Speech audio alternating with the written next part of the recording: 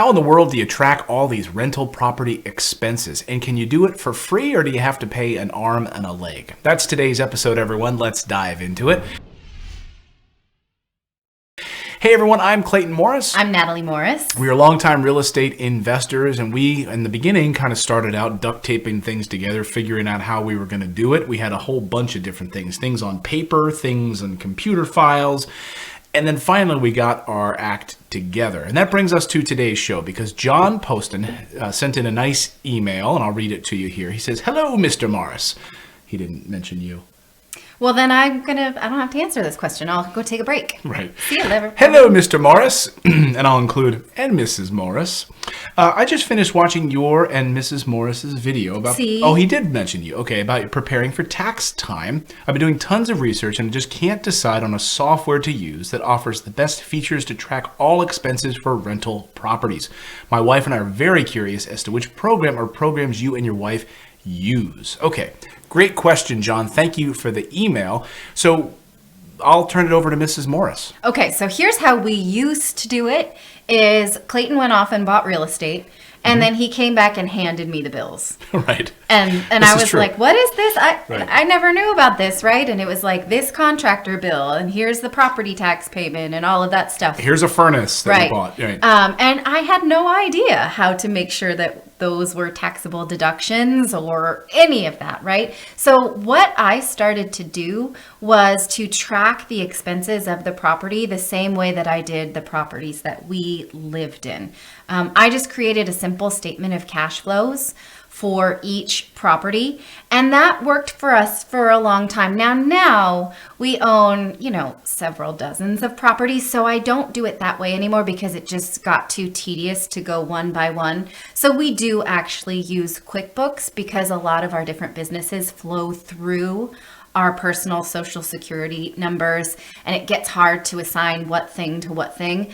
But when we were getting started, when we first just had a handful of rental properties, what I did was keep one spreadsheet per property. So I think for most people, this is a great way to get started. We have this as a free download. Yeah, let's take a look at it here, because again, we now use QuickBooks because we have a lot of properties and we have a bookkeeper that handles a lot of things for us. But if you're just getting started, what would you say is the threshold? Like 10 properties, you can use this spreadsheet. 20 properties, you can use this spreadsheet. Yeah, I think it was fine to have it for 10 properties. For 20, it's too hard. I suppose you could take it and duplicate it. Well, one thing you could do, instead of having one spreadsheet per property, is have one spreadsheet per year and then keep the properties in tabs, right? So 123 Main Street has its own tab, and then 456 John Street has its own tab. You could do it that way as well. And I think that makes it very easy for me to see. That's why I really like this sheet,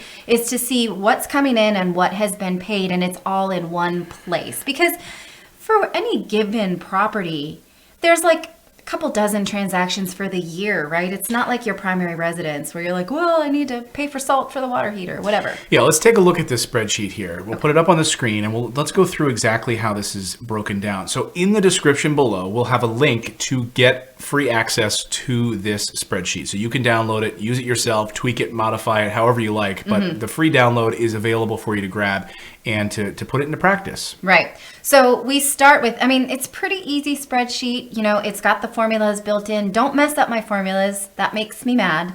Don't do that.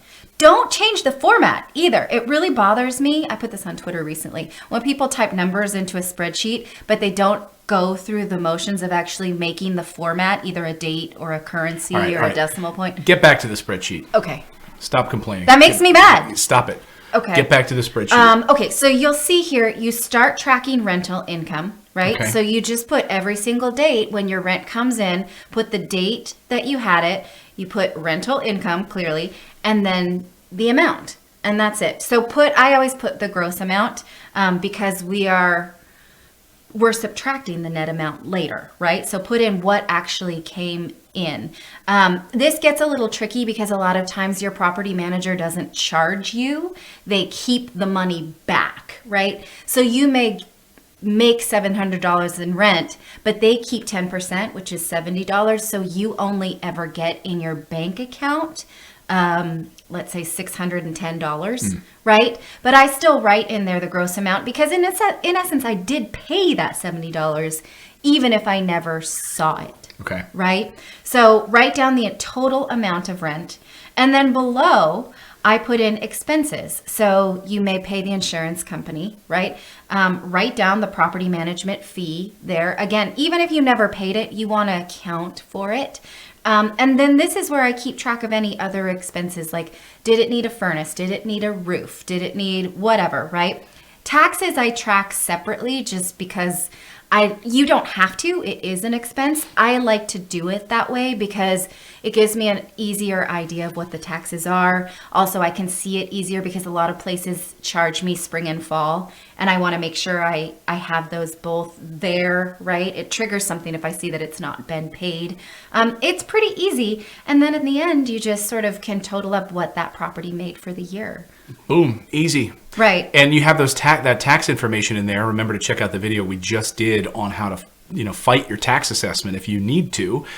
So that can be useful to lower your overall taxes on that property. So great. It's all right there in that spreadsheet. Super simple. And that's really all we use. We also use Dropbox, and sometimes we use like Google Drive, for Right. kind of sharing files or keeping receipts or that sort of thing in there. But honestly, that's really the only repository. I mean, this spreadsheet kind of catalogs everything, but then you want to have a record of your receipts somewhere, whether it's digital or whether, as Tom Wheelwright likes to say, you better have how many years worth of these receipts? A number of 3 years worth of these receipts? It's usually 7 for an individual and I think 4 for a corporation. I might have those flipped, but you put me on the spot. Yeah, so keep those receipts though. And if you put them in Dropbox or you use iCloud Drive or you use Google Drive, make sure you have digital copies of receipts when you buy that furnace, when you pay that roofer. Keep all of those things inside of a folder. So the way I do it is I keep the name of the holding company as a Dropbox folder, and then a subfolder underneath that is the property name, and then a subfolder underneath that is the year. So then everything that I paid that year, the furnace receipt, the tax bill, everything goes into that year, 2018, right? And then if I'm ever audited, I've got it. Now, where this sheet starts to get tough, right, is your tax preparation. Well, obviously, this property has caused me to have some expense of tax preparation. Right. The lawyer fee, right?